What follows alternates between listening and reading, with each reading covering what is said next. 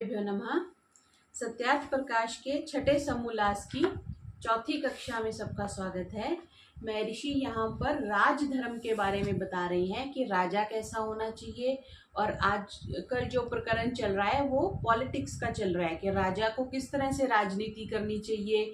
आजकल हम पॉलिटिक्स शब्द को नेगेटिव में ले लेते हैं, ये व्यक्ति तो पॉलिटिक्स करता है, तो नेगेटिव नहीं है, ये एक नीति है, राजनीति है। राज कैसे किया जाना चाहिए, महर्षि ने उसका भी बड़ा विस्तृत व्याख्या करी है, जिसको हम पॉलिटिकल साइंस कह देते हैं। आजकल एमए करते हैं पॉलिटिकल साइंस में, पीएचडी करते हैं। तो एक तरह से महर्षि ने वो सारा विस्तार से खोल के रख दिया मनुस्मृति के आधार पर कि राजा को अपने मंत्री कैसे रखने चाहिए, युद्ध होता है तो क्या करना चाहिए, वो सारी बातें महर्षि इसमें कर रही हैं। तो आज जहाँ से हम प्रकरण प्रारंभ कर रहे हैं 131वें पृष्ठ से प्रारंभ करेंगे। इसमें बताया है कि युद्ध किस तरह का होना चाहिए, युद्ध करने की शैली कैसी होनी चाहिए, सामने वाला ताकतवर है तो क्या करना चाहिए, सामने वाला कमजोर है तो क्या करना चाहिए, उस बात को बता रहे हैं। तो जो 16 श्लोक दिए हैं उनके अर्थों में महर्षि क्या लिखते हैं कि जब राजा आदि राजपुरुषों को यह बात लक्ष्य में रखने योग्य है कि इन्होंने जो प्रकार बताए हैं कि प्रथम आसन कहा है, स्थिरता जिसको हम कह देते हैं, शत्रु से लड़ने के लिए जाने को संधि कह देते हैं, उनसे मेल कर लेना, विग्रह में दुष्ट शत्रुओं से लड़ाई करना, और द्वैध कह दिया दो प्रकार की सेना करके स्व विजय कर लेना, संश्रय कह दिया निर्बलता में दूसरे प्रबल राज्य का आश्रय ले लेना। ये 6 प्रकार के कर्म जो है इनको विचार करके करना चाहिए कि जब दूसरे देश से कुछ संबंध है तो इस 6 प्रकार की स्थितियां बनती हैं, संधि, विग्रह, यान, आसन, द्वैधी भाव और संश्रय। ये 6 प्रकार के, इसके भी आगे फिर 2-2 प्रकार बता दिए। संधि में क्या कह दिया कि जैसे हम संधि तो बड़े आराम से समझते, 2 राजाओं के बीच संधि हो गई, मीन्स उनका मेल मिलाप हो गया, तो वही बात यहाँ पे लिख दी। विग्रह हो गया कि उचित व अनुचित समय में स्वयं किया या मित्र के लिए अपराध करने वाले शत्रु के साथ विरोध करने को विग्रह कह दिया। यान कह दिया कि एकाकी व मित्र के साथ मिलके शत्रु की ओर जाना, यान कहते हैं ना, वायुयान है ना, जलयान, समुद्री जहाज को जलयान कह देते हैं। तो ये 2 प्रकार का गमन कहला दिया। फिर कहा कि स्वयं किसी प्रकार क्रम से क्षीण हो जाए, निर्बल हो जाए, या मित्र के रोकने से अपने स्थान पर बैठना, ये 2 प्रकार का आसन है। मीन्स हारने की स्थिति लगे या कुछ ऐसा हो तो एक स्थान पे बैठने को आसन कह दिया। कार्य सिद्धि के लिए सेनापति और सेना के 2 विभाग करके विजय करना, 2 प्रकार का द्वैध कह दिया।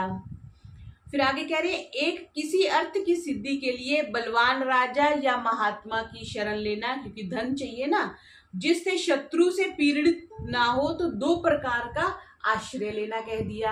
आश्रय किसका लेंगे, या तो किसी गुरु का लेंगे या किसी दूसरे प्रबल राजा का लेंगे, उसके लिए आश्रय शब्द प्रयोग कर दिया। फिर आगे कहा कि जब ये जान ले कि इस युद्ध करने से थोड़ी पीड़ा तो प्राप्त होगी ना, कितने सैनिक मारे गए। आज भी कहते हैं कुरुक्षेत्र की भूमि जब नीचे से खोदते हैं तो लाल रंग की मिलती है, क्योंकि इतना रक्त बहा था उस टाइम, तो थोड़ी पीड़ा तो प्राप्त होगी।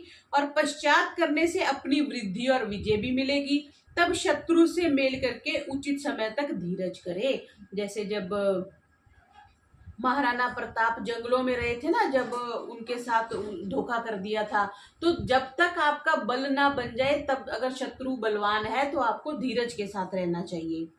फिर 10वें में क्या कह रहे हैं, जब अपनी सब प्रजा और सेना अत्यंत प्रसन्न हो, उन्नतिशील हो, श्रेष्ठ जाने, वैसे अपने को भी समझे, तभी शत्रु से युद्ध करें। जब सबका मनोबल बढ़ा हो और अपने आप को स्ट्रांग समझे, तभी शत्रु से युद्ध करना चाहिए। फिर कह रहे हैं कि अपने बल से सेना को हर्ष और पुष्टि युक्त, मतलब उसको प्रसन्न रखे सेना को, तभी तो करेंगे। अगर शत्रु का बल अपने से निर्बल हो जाए तब शत्रु की ओर युद्ध करने के लिए जाए। जब तक शत्रु स्ट्रांग है तब तक अपनी तैयारी करते रहो, जब शत्रु कमजोर हो गया तब उसकी तरफ जाना चाहिए। फिर कह रहे हैं 12वें में, जब सेना बल वाहन से क्षीण हो जाए तब शत्रुओं को धीरे धीरे प्रयत्न से शांत करता हुआ अपने स्थान में बैठा रहे। ये जो महाभारत जैसे युद्ध हुआ था उस प्रकरण को कंप्लीटली ये महर्षि डिस्क्राइब कर रहे हैं। फिर 13वें में कहा कि जब राजा शत्रु को अत्यंत बलवान जाने तब द्विगुना या 2 प्रकार की सेना करके अपना कार्य सिद्ध करे। 2 प्रकार से अटैक करते हैं ना, दाएं बाएं। ये महाभारत में भी बहुत बार आया कि जब अटैक करना है तो दोनों तरफ से अटैक करके उनको ना इधर भागने की स्थिति छोड़नी ना उधर। फिर 15वें में क्या कह रहे हैं कि 14वें में कहा कि जब आप समझ लें कि जब शीघ्र शत्रुओं की चढ़ाई मुझ पर होगी तभी किसी धार्मिक बलवान राजा का आश्रय ले लें। जैसे पाकिस्तान करता था ना, जब इसको डर लगता था ये फटाफट अमेरिका की शरण में चला जाता था। उस समय शायद वाशिंगटन या जॉर्ज बुश होते थे, तो वो पाकिस्तान को बड़ा सपोर्ट करते थे। तो इस तरह किसी बलवान राजा का आश्रय ले ले, और जो प्रजा और अपनी सेना और शत्रु के बल का निग्रह करे अर्थात रोके, उसकी सेवा सब यत्नों से गुरु के सदृश नित्य किया करें। जो मतलब बल को बढ़ाने वाले व्यक्ति हो चाहे गुरु हो, उनकी बोला कि सेवा जो है वो नित्य किया करें। 16वें में क्या कह रहे हैं, जिसका आश्रय लेवे उस पुरुष के कर्मों में दोष देखे तो वहां भी अच्छे प्रकार युद्ध ही को निशंक होकर करें। जिसका आश्रय लिया अगर उसमें कोई दोष दिख जाता है तो भी युद्ध नहीं छोड़ना है। और फिर जब धार्मिक राजा हो तो उससे विरोध कभी ना करे, किंतु उसे सदा मेल रखे, और जो दुष्ट प्रबल हो उसी के जीतने के लिए ये प्रयोग करना चाहिए। अगर धार्मिक राजा हो तो उससे युद्ध नहीं करना चाहिए, ये नीति कहती है। फिर आगे मनुस्मृति के 4 श्लोक देके महर्षि कुछ और बातें कह रहे हैं कि नीति को जानने वाला पृथ्वीपति जो राजा है, जिस प्रकार इसके मित्र उदासीन और शत्रु अधिक ना हो ऐसा करें। ये तो हमें नॉर्मल लाइफ में भी है, ना तो हमारे ज्यादा मित्र होने चाहिए, ना शत्रु होने चाहिए, और ना ही वो जो है न्यूट्रल लोग ज्यादा होने चाहिए। ऐसी उपायों से वर्तना चाहिए, क्योंकि शत्रु ज्यादा होंगे तो भी समस्या है, आजकल मित्र ज्यादा होंगे तो भी समस्या है, और कोई भी ज्यादा नहीं होने चाहिए, बस जितनी उपयोगी है उतने रखो।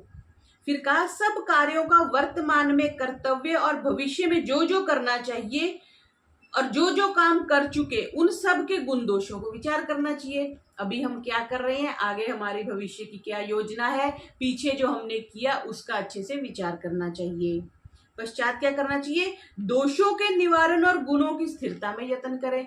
अब जैसे लोकसभा के चुनावों के बाद अब मोदी जी भी तो विश्लेषण कर रहे होंगे ना कि पीछे क्या गलतियां हुई, आगे की क्या रणनीति रहेगी, उसके बारे में विचार करने के लिए कह रहे हैं।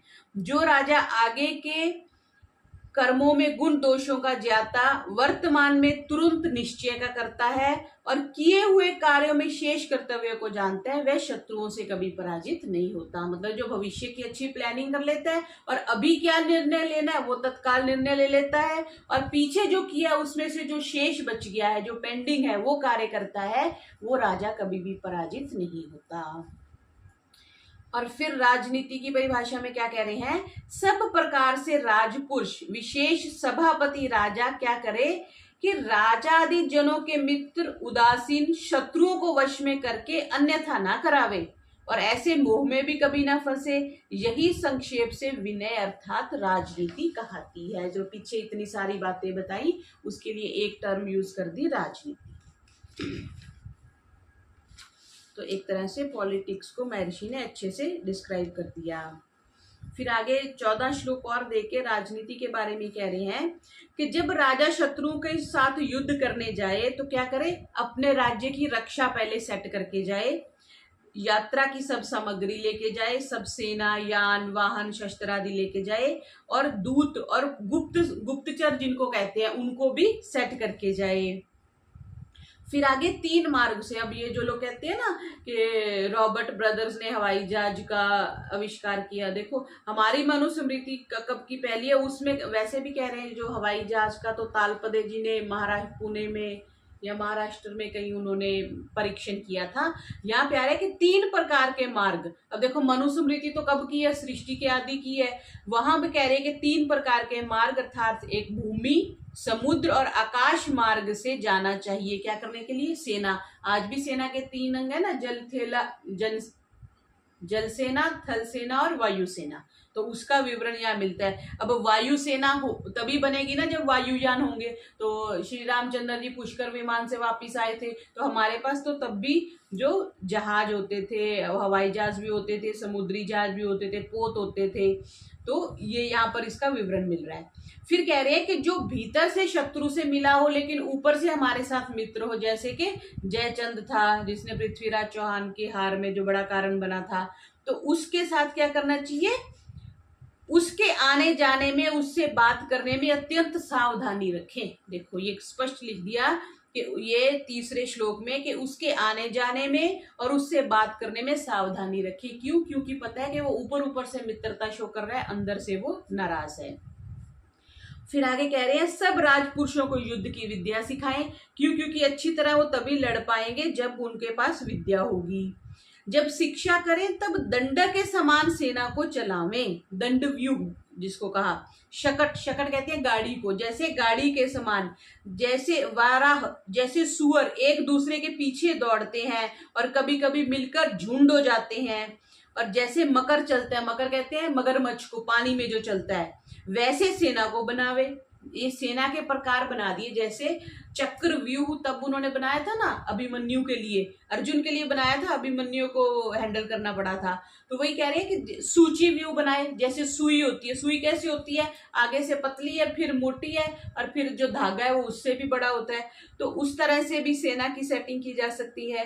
फिर कहते हैं नीलकंठ, नीलकंठ कैसे, ऊपर नीचे झपट्टा मारता है, इस प्रकार सेना को बनाकर लड़ावे। अगर सीक्वेंस जैसे स्कूल में बच्चे लाइन में खड़े करते हैं, ऐसे कर देंगे तो फिर राजा हार जाएगा। तो इतने प्रकार के व्यू, व्यू कहते हैं सेटिंग करना किसी चीज को। तो इस तरह से कई जैसे एक झुंड की तरह से हो जाए, जैसे क्या क्या कह दिया, दंड कह दिया, वाराह कह दिया, सुअर की तरह कह दिया, शकट गाड़ी के समान कह दिया, मकर मगरमच्छ के समान कह दिया, और सूची सुई के समान कह दिया। सूची शब्द सुई के लिए आता है। फिर कह रहे हैं जिधर भय विदित हो उसी और सेना को फैलावे, जिधर से अटैक होने की चांसेस हो, और सब सेना के पतियों को चारों ओर रख के, पद्माकार चारों ओर से सेनाओं को रख के मध्य में आप रहे। क्योंकि सेंटर में राजा रहेगा तो वो सारी प्रजा को चारों तरफ देख सकता है। कोई भी वीक हो रहा है, किसी को और हथियार चाहिए, कोई और सहयोग चाहिए, तो वो पहुंचा सकता है। फिर आगे छठे में क्या कह रहे हैं, सेनापति और बलाध्यक्ष अर्थात आज्ञा देने और सेना के साथ लड़ने वाले को आठों दिशाओं में रखे। जिस ओर लड़ाई होती हो उसी ओर से सब सेना का मुख रखें, दूसरी ओर का भी पक्का प्रबंध रखें ताकि पीछे से कोई घात ना करें। तो ये युद्ध नीति को अच्छे से यहाँ पे समझा रही हैं। फिर जो गुल्म अर्थात दृढ़ स्तंभों के तुल्य युद्ध विद्या में जो सुशिक्षित लोग हैं और युद्ध करने में चतुर हैं, भय रहित हैं, जिनके मन में किसी प्रकार का विकार ना हो, उनको चारों ओर सेना के रखे। ऐसे लोग जो युद्ध विद्या वो जो बता सकते हैं, जैसे श्री कृष्ण जी थे तो अर्जुन के साथ बताते थे ना, अब यहाँ लेके ऐसे युद्ध करना है, ऐसे अटैक करना है, सारी रणनीति तो श्री कृष्ण जी महाराज की थी। तो वैसे कह रहे हैं कि जो युद्ध विद्या में सुशिक्षित और धार्मिक हैं और युद्ध करने में चतुर और भय रहित हो, उनको चारों तरफ सेना की तरफ रखें। फिर आगे कह रहे हैं कि जो थोड़े बहुत पुरुषों के साथ युद्ध करना हो तो मिलकर लड़े, और जब काम पड़े तो उन्हीं को झट फैला देवे। और जब नगर और शत्रु भिन्न भिन्न स्थितियों में बता रहे हैं, जैसे सूची व्यू पीछे बताया, फिर एक वज्र व्यू बता दिया, खड़ग, वज्र कहते हैं खड़ग को, और ऐसे सर्प व्यू बता दिया कि सर्प के समान सोते सोते चले जाएं। बहुत सी बार हम ये मूवीज में भी देखते हैं ना, जो सैनिक होते हैं वो लेट के वार करते हैं, उल्टा पेट के बल लेट के, तो वैसी स्थिति को कह दिया सर्प व्यू बना लिया जाए। तो इस तरह से जो बंदूक है या तोपों के मुख के सामने घोड़ों पर सवार करा दौड़ावे और मारे, मतलब बीच में अच्छे सवार रहे, एक बार धावा कर शत्रु की सेना को छिन्न भिन्न करके पकड़ ले। मतलब इतनी प्रकार से, कोई लेट के, कोई सूची की तरह से, कोई सुअर की तरह से, कोई मगर की तरह से, ऐसी सेना को सेट करें और शत्रुओं को खदेड़ दें। फिर जो समभूमि में युद्ध करना हो तो रथ घोड़े पदातियों से, और जो समुद्र में युद्ध करना हो तो नौका, थोड़े जल में हाथियों पर, वृक्ष और झाड़ी में बाण, स्थल बालू में तलवार और ढाल से युद्ध करे और करावे। अगर समुद्र में जाएंगे तो जल तो चाहिए चाहिए, हाथी भी चाहिए। हाथी थोड़े जल में, कहा महर्षि ने, थोड़े जल में हाथियों पर। फिर अगर वृक्ष और झाड़ी में बाण चला सकते हैं हम, स्थूल बालू है जैसे राजस्थान का एरिया, तो वहां तलवार और ढाल से युद्ध कर सकते हैं। फिर 10वें में क्या कह रहे हैं कि जिस समय युद्ध होता हो उस समय लड़ने वालों को उत्साहित और हर्षित करें। वो जिसको हल्लाशेरी बोलते हैं ना, कि वो देनी चाहिए, तभी वो युद्ध कर पाएंगे। और जब युद्ध समाप्त हो जाए तो उनको अच्छा खान पान, अस्त्र शस्त्र और औषधि आदि से प्रसन्न करें।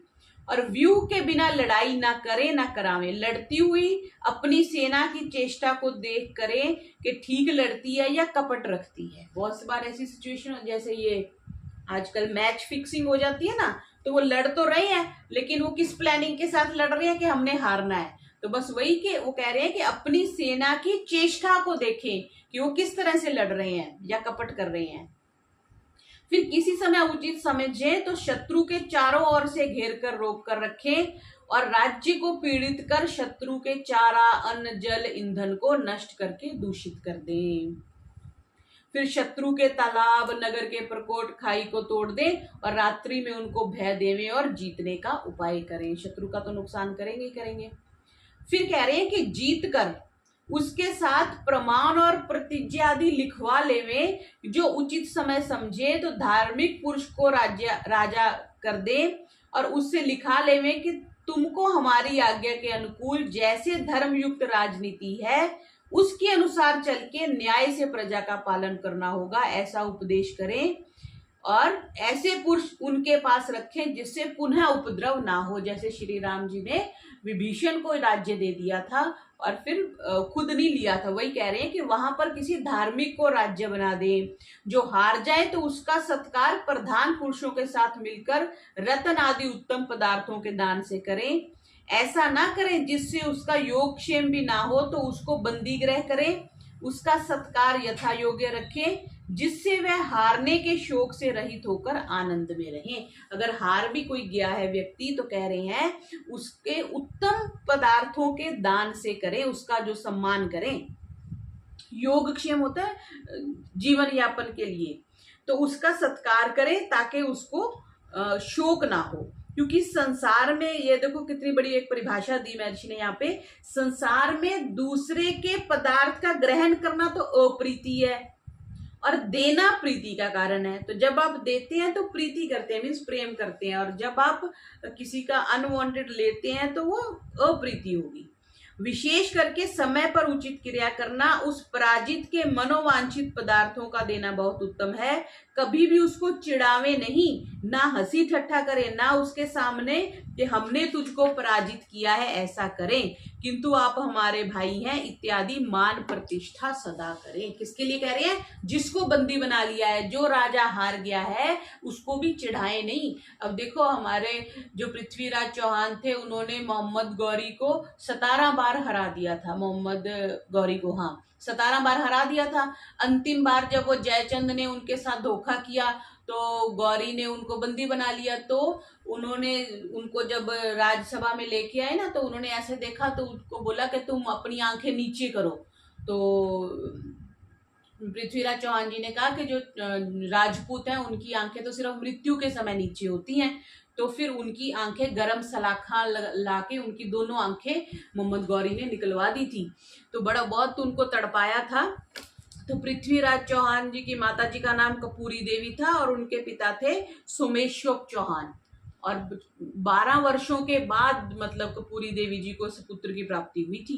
तो फिर जब मोहम्मद गौरी को इस तरह से उन्होंने तड़पाया, तो हम क्या, यहाँ पे नीति क्या कहती है कि अगर कोई राजा हार भी गया है, उसको आपने बंदी भी बना लिया, तो उसके साथ सम्मान से रहें ताकि उसको चिढ़ावे नहीं, मतलब उसको बोलना भी नहीं कि हमने तुमको पराजित किया है। और यहाँ पर मोहम्मद गौरी ने मतलब चौहान साहब को इतनी बार हारने के बाद अंतिम में दगा दे दिया, वो भी जयचंद ने उनके साथ धोखा किया था।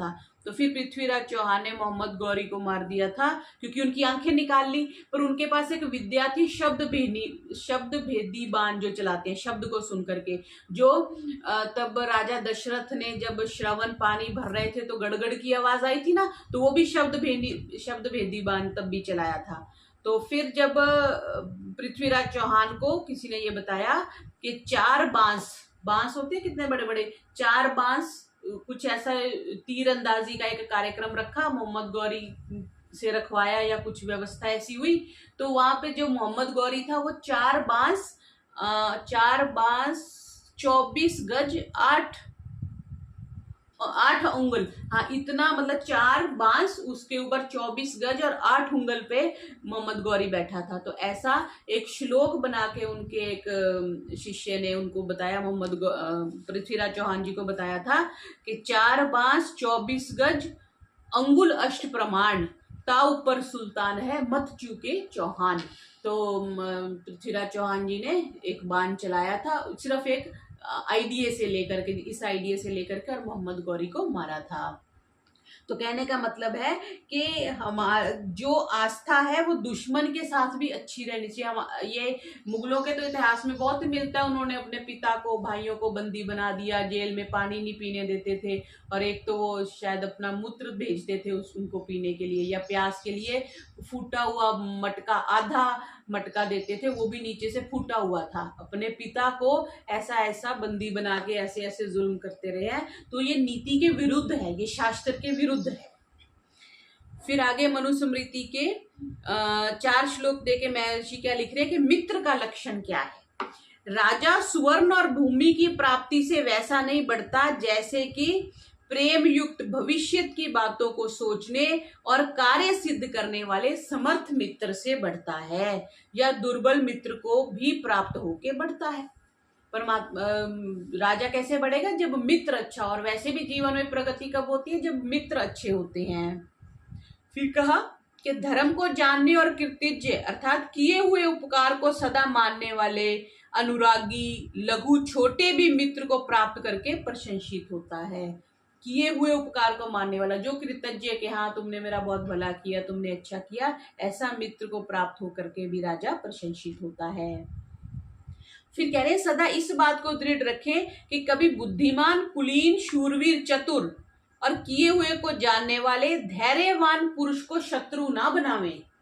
क्या कहा, शत्रु किसको नहीं बनाना चाहिए, जो बुद्धिमान है, जो कुलीन है, अच्छे कुल का है, शूरवीर है, चतुर है, दाता है, देने वाला है, और किए हुए उपकार को जानने वाला है, उसको कभी भी शत्रु ना बनाए। क्यों? क्योंकि जो ऐसे को शत्रु बनाएगा तो वो दुख पाएगा। क्यों? क्योंकि वो विद्वान है, वो देने वाला है, वो बुद्धिमान है, वो आपको, अगर आप उसको शत्रु बना लेते हैं तो वो किसी न किसी प्रकार आपको हानि पहुंचाएगा।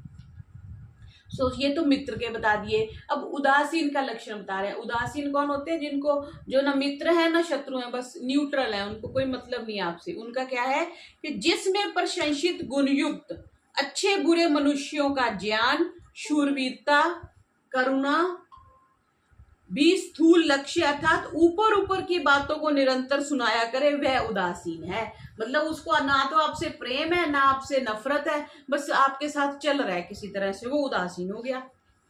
फिर आगे क्या कह रहे हैं, जो क्या करना चाहिए उसके लिए राजा के लिए कह रहे हैं कि प्रातःकाल समय पर उठे। राजा के लिए ये नहीं कि 10 बजे उठे, शौच आदि, संध्या उपासन और अग्निहोत्र जो पीछे कहे थे, कर व करा के सब मंत्रियों से विचार करके सभा में जाए, भृत्य और सेनाध्यक्षों के साथ मिले और सारे काम करे, हाथी गाय शस्त्र आदि देखे, शस्त्र देखे, धन के कोषों को देखे, फिर व्यायामशाला में जाके व्यायाम करे, क्योंकि अगर युद्ध में जाना है तो उसको शारीरिक तौर पे भी बलवान होना पड़ेगा। फिर व्यायाम करके भोजन के लिए अंतःपुर मतलब पत्नी आदि के साथ निवास स्थान में प्रवेश करे। भोजन जो है वो पत्नी के साथ करे, उससे पहले सारी गतिविधियां वो बाहर करके आए।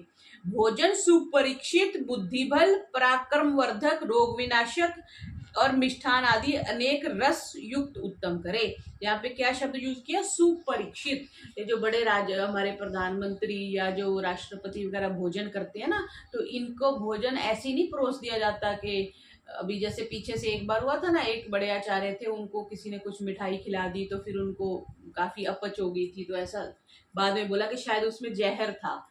तो ये बड़े व्यक्ति होते हैं, इनके जो सेक्रेटरी वगैरह होते हैं, पहले वो उस भोजन को करते हैं, भोजन को टेस्ट करते हैं, अगर वो ठीक होता है फिर उनको दिया जाता है। ऐसा भी एक बात चलती है ना कि स्वामी उसको श्री लाल बहादुर शास्त्री जी को भी रात्रि के समय कुछ दूध में दिया गया था, तभी वो उनको सोते सोते उनकी मृत्यु हो गई थी। तो ऐसे उनको जो दिया जाए वो भोजन सुपरीक्षित होना चाहिए, मतलब टेस्टिंग के बाद भोजन दिया जाना चाहिए। इस प्रकार सब राज्य के कार्यों को उन्नति से किया करें। फिर वो प्रजा से कर लेने की बात आ गई, कल भी ये बात आई थी, प्रजा से कर कैसे लेना चाहिए। 3 उदाहरण दिए थे महर्षि ने यहाँ पे। कौन कौन से? एक तो भंवरे की तरह, ठीक है, भंवरा कैसे लेता है, फूल से लेता है और उसका पता ही नहीं चलता कि कितना उसने ले लिया, फूल वैसे का वैसे रह जाता है। दूसरा क्या कहा था जी? 3 प्रकार से महर्षि ने पीछे बताया था ना कि कर किस प्रकार लेना चाहिए। भृत्य के साथ 3 प्रकार से जो भृत्य है या जो है द्रव्य आदि की जो प्राप्ति करनी चाहिए वो कैसे करनी चाहिए कि इतना कम ले ताकि उनको दुख ना हो। आगे एक और वाक्य आ रहा है, जोंक के समान, बछड़े के समान और भ्रमर के समान थोड़े थोड़े भोग्य पदार्थों को लेना चाहिए, ऐसे कर लेना चाहिए। ऐसे नहीं कि इतना, जैसे अंग्रेज कर लगा देते थे, इतना टैक्स लगा देते थे कि लोग, किसानों के पास खाने के लिए भी नहीं बचता था। तो ऐसे नहीं लेना चाहिए, जोंक, भ्रमर और बछड़े के समान। तो उसी को ही आगे मनुस्मृति का श्लोक देके कह रहे हैं कि जो व्यापार करने वाले हैं, जो जिनका बिजनेस है, बड़ी बड़ी फैक्ट्रियां हैं या शिल्पी हैं, स्वर्ण चांदी का जितना लाभ हो उसमें से 50वां भाग, मतलब जो सोने चांदी का काम करते हैं, अगर उनको 100 की आमदनी हुई है तो उनसे 50% ले ले। और चावल आदि अन्नों में 6, 8 या 12वां भाग ले ले। जैसे किसान है तो अगर उन्होंने 6, 8 और 12वां भाग कहा, जो धन लेवे तो भी इस प्रकार जिससे किसान आदि खाने पीने और धन से रहित होकर दुख ना पावे, क्योंकि किसान अगर दुखी होगा तो वो अन्न की पैदावार नहीं करेगा। प्रजा के धनाढ्य, आरोग्य, खान पान आदि से संपन्न रहने पर राजा की बड़ी उन्नति होती है। अगर राज्य में भोजन, अन्न अच्छे प्रकार उपलब्ध है, सब पेट भरपेट भोजन है, तो राजा अच्छा रहेगा। तो यह बात ठीक है। किसान के लिए महर्षि ने क्या शब्द यूज किया? राजाओं के राजा किसान आदि परिश्रम करने वाले हैं। राजाओं के भी राजा, क्योंकि अकेला राजा तो अन्न पैदा नहीं कर सकता, और अन्न वही प्राण, अन्न है तो प्राण है, अन्न नहीं है तो प्राण नहीं रहेंगे, प्राण नहीं रहेंगे तो कुछ भी नहीं रहेगा। इसलिए कह रहे हैं कि प्रजा अपने सदृश राजा और राजपुरुषों को जाने। प्रजा कैसे समझनी है? जैसे अपने बच्चे हैं, और प्रजा राजा को अपने पिता के समान जाने, और राजा उनका रक्षक है। अगर राजा नहीं तो प्रजा किस काम की, प्रजा नहीं तो राजा किस काम का। सो दोनों अपने अपने काम में स्वतंत्र और मिले हुए प्रीति युक्त काम में परतंत्र रहे। जो हमारा आर्य समाज का 10वां नियम है, वही बात आ गई। तो यहाँ पे फिर महर्षि क्या कह रहे हैं? यह राजा का राजकीय निज काम, अर्थात जिसको पॉलिटिकल कहते हैं, संक्षेप से कह दिया। अब ये शब्द महर्षि ने लिखा है या बाद में लिखा है? पॉलिटिकल कहते हैं, संक्षेप से कह दिया, जिसको हम राजनीति कहते हैं। तो यहाँ पर हो गया हमारा।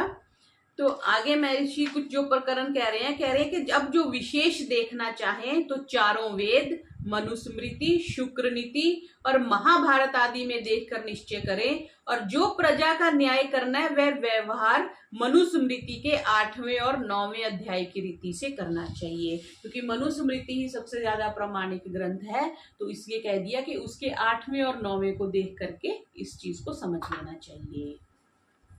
तो आज का पाठ इतने करते हैं। ओम शांति शांति शांति। सर्वेभ्यो